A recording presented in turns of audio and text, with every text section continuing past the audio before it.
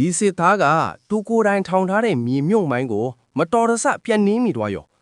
ဒါကိုမြင်သွားတဲ့မိန်းကလေးကလည်းကြောက်ကြောက်လန့်လန့်နဲ့ရက်ကြည့်နေမိတာပေါ့သူကစိတ်ပူသလိုလိုနဲ့စစ်သားကိုစကားတွေပတ်ချွေးပြီးတခြားဘယ်နေရာတွေမှာမိုင်းတွေရှိသေးလဲဆိုတာကိုလိုက်စုံစမ်းတာပေါ့စစ်သားကလည်းရှော့မပေးဘူးသူ့အဖွဲကိုအခုအကြီးတောင်းဖို့စကားပြောဆက်ထုတ်လိုက်တဲ့အချိန်မှာချေးချောပြီးဆက်ကရေထဲကျသွားရောမင်းကလေးကအခွင့်အရေးကိုလက်လွတ်မခံပဲဆက်ကိုကောက်ယူပြီးမိုင်းတွေဘယ်နာရှိလဲပြောပြမှဒီဆက်ကိုပြန်ပေးမယ်ဆိုပြီးဈေးစစ်တော်တာပေါ့နောက်ဆုံးတော့စစ်သားကသဘောတူလိုက်ရတယ်မင်းကလေးကလိုချင်တဲ့တင်ရတာနဲ့စကားပြောဆက်ကိုရေထဲဥဝဲလွင့်ပြီးထပ်ပြီးအချိန်ဆွဲလိုက်တာပေါ့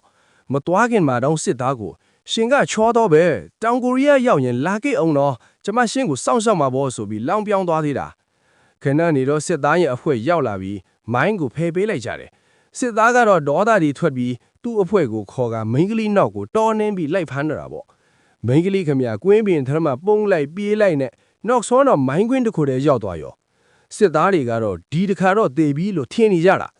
ဒါပေမဲ့မိန်းကလေးကကန်ကောက်ထောင်ပါဆိုနဲ့မိုင်းကွင်းလိုဘေးကမ်းဖြတ်ကျော်နိုင်ခဲ့တယ်သူကနေဆက်ကိုကြော်ပြီးပြေးခဲ့တာရွာသူရွာကိုရောက်သွားတဲ့အခါသူကလွတ်ပြီလို့ထင်နေတာပေါ့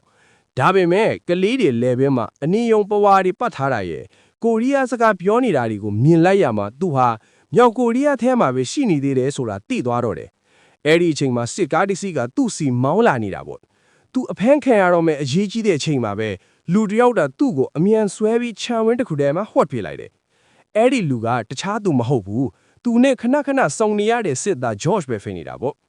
မင်းကလင်းကတော့ငါယုံကတကယ်ကိုရည်ရဆက်ပါတာပဲဆိုပြီးအဟောနီပဲမဲ့ George ကတော့စစ်စည်းကမ်းရသူ့ကိုတတ်ပြဖို့ပြင်နေတဲ့ပုံပဲ